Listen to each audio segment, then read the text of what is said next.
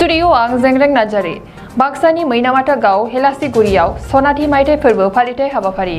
बाक्सा जिल्लानि सालबारि महकुमानि बेन्दोंआव थानाय मैनामाथा गाव हेलासिगुरिनि मुंख्लं आलाराम नोगोराव जानाय बाक्सा जिल्ला दुलाराय बर' फरायसा आफादनि खुंगा 12थि थान्दै जख'न्थाइ आरो खारिजा बिजनि दख'रा दुलाराय बर' फरायसा आफादनि खुंगा 5थि थान्दै जख'न्थाइ लोगोसे सनाथि मायथाइ फोरबो फालिथाय हाबाफारिनि दिनै जोबथि सान दिनै हाबाफारियाव दङ माराथन खारनाय खारिजा बिजनि दख'रा दुलाराय बर' फरायसा आफादनि माखासे बारग' बिबानगिरि बड'लेण्डनि मुंख्लं नखरनि सुबुंफोर आरो आगु भलन्टियार स्पर्ट्सनि मावथि सोद्रोमाफोरखौ बरायनाय जायो। बे मेलाव गाहाय आलासि महरै नुजाथिफैदों आसामनि मन्त्रि इउजि ब्रह्म दुलाराय बर' फरायसा आफादनि आफादगिरि दिपेन बर' बिटिआरनि बुंथिगिरि बेजों लोगोसे भुपेन बर' 12 नं बरमा बियाबनि एमएलए बिथांमोना दानिया फै खौरांनि गेजेरजों बिथांमोना मा फोरमायखो आबुङै मिथिना लानि बरपेटा रडनिफ्राय अनजय बसुमतारिनि खौरां आं मिथिया आंनियाव खबरल' फैदों जे माने गोदान आफाद दागोन बा फरायसा आफाद दागोन मा फरायसा आफाद दानो नागिरदों मा गोदान आफाद दानो नागिरदों दाबो स्पष्ट बादि नङा जों खावलायदोंसो जे जायफोरा बेबायदि खालामनो नागिरदों बिथांमोना स्पष्टयै मिडियायाव बा रायजो राजानि सिगाङाव बुंनांगौ जे राजनीतिक स्वार्थनि थाखाय जुदि गावस्रा गावस्रि एना एनि हिंसा हिंसि थासारि लाबोनो नागिरदोंब्ला बे जोंनि थाखाय मोजां नङा 34-35 बोसोर जोङो हाथियार सोमावसारबाय बेनि उनाव गणतान्त्रिक फिजिकेल मुभमेन्ट दुलाराय बर' फरायसा आफादा सोमावसारबाय सोमावसारनायनि गेजेरजों बुहुमनि मानसिफोरा बर'फोरखौ सिनायबाय आरो बड'फानि जि स्ल'गान इउनिटि थ्रु स्ट्रागल सोमावसारनायनि गेजेरजों जों खौसे जाबाय आरो united we stand divided we fall होननाय बाथ्रा दङ आरो बड'फाया बे बाथ्राखौ बुंदों लिभ एन्ड लेट लिभ दा बेखायनो गेरेमसा माहारि दानो थाखाय दुलाराय बर' फरायसा आफादा हाबा मावबाय थादों बे समाव सोरबाया माबा माबि जुदि कनस्पिरेसि खालामनो नागिरदोंब्ला माहारिखौ सिंखावनो नागिरदोंब्ला माहारियाव जुदि गावस्रा गावस्रि हिंसा हिंसि थासारि लाबोनो नागिरदोंब्ला बेथ' मोजां बाथ्रा नङा आरो बिनि थाखाय साफ्रोमबो गोरों बेक्तिया साफ्रोमबो कनसियास बेक्तिया सानगोन आरो दुलाराय बर' फरायसा आफादाव बेबायदि बारहुंखाया बेबायदि गुलि बारुदा बेबायदि लावथिया बा न' सावजानाय जिनाहारि जानांनाय बेबायदि थासारिया माने गोबां बारलांबाय बेफोरो जोंनि थाखाय खुनु माने जुजिनांगौ थासारि होननानै जों साना जायानो दुलाराय बर' फरायसा आफादजों सौग्रावदों बेनो माने गोलैदों आरो बेनो गैया जालांदों दा बेखायनो जायखिजाया कनस्ट्राक्टिभ आरो पजिटिभ हाबाफारियाव जोङो जेब्लाबो वेलकाम खालामो आरो जों बेखौ लानानै जोङो अनारबो होगोन खिन्थु डिस्ट्राक्टिभ डिभिसिभ गावस्रा गावस्रि डिभिजन लाबोनो नागिरनाय जायखिजाया जोङो पलिसि डिसिसन बा इनिसियेटिभखौ जों मालाबा सापर्ट खालामा दुलाराय बर' फरायसा आफाद बाक्सा जिल्लानि 17थि बेयाव थान्दै जख'न्थाइ आरो दिनै गेवलां मेल बे खारिजा बिजनियाव लानाय जादों दख'रा आफादनिबो 50थि बा सनाथि मायथाइ फालिनाय बेयाव जादों दुलाराय बर' फरायसा आफादा बोसोरफ्रोमबो जोङो थान्दै जख'न्थाइ आरो माने जोंनि बोसोरसालिया जुथुमा जोङो खुङो आरो बे खुंनायनि गेजेरजों गुबुन गुबुन दख'रानि सिङाव गुबुन गुबुन ओनसोलाव रायजो राजाफोरनि गेजेराव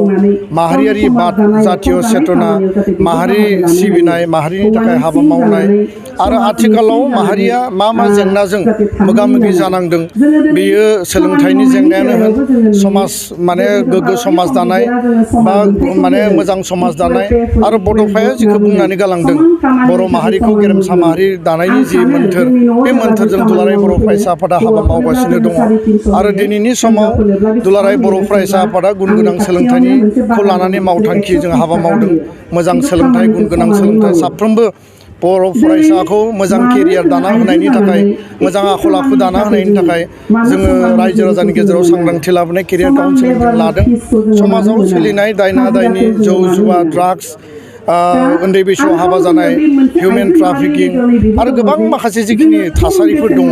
बे एलिमेन्ट्सफोरखौ गैया खालामनानै मोनसे गोग्गो आरो गोथार समाज दानायनि गेजेरजों बर' हारिखौ बुहुमनि मादावनो गुबुन हारिफोर बायदि माने जोङो मोजां समाज दानो थाखाय जोङो जेब्लाबो हाबा मावगासिनो दा बेखायनो दुलाराय बर' फरायसा आफादा माहारिनि स्वार्थनि थाखाय राव हारिमु थुनलाइ बर' हारिनि गासै अस्तित्वनि थाखाय जोङो जेब्लाबो हाबा मावगासिनो दङ हाबा मावलांगोन आरो बे आफादा माहारिनि आफाद आरो बे आफादा रायजो राजानि आफाद आरो रायजो राजाया बे आफादखौ दिनै 54 बोसोर फोथांनानै लाखिबाय बर' हारिनि नांनाय समाव दाहाल बायदि बाहायबोनानै आफाद आरो आसामनि गासै ट्राइबेल फरायसा आफाद माहारियारि आफाद लोगोसे ट्राइबेल संघ जोंहा coordination committee of tribal organization of Assam दङ आरो बिनि गेजेरजों थांनाय समाव ग्रुप अफ मिनिस्टार 6 कमिउनिटिनो जि एसटि होनायनि ग्रुप अफ मिनिस्टारमोन जों बेनो अलरेडि पिटिशनखौ होबाय जे एडभान्स आरो जौगानाय हारि आरो पपुलास जायफ्रा सुबुं अनजिमायाव बारा बे हारिफोरनो जुदि एक्जिस्टिं ट्राइबेल बायदि जुदि ट्राइबेलनि स्टेटास होयोब्ला बर'जों लोगोसे एक्जिस्टिं आसामनि ट्राइबेलफोरा खहा जागोन आरो बेजों जोङो जोबस्रांलांनोबो हागौ दा बेखायनो जोंनि स्टेटासा खुनु कारनाव खहा जानो मोना जोंनि राइट्स आरो प्रिभिलेजआ खहा जानो मोना आरो बे संबिधानिक अधिकारखौ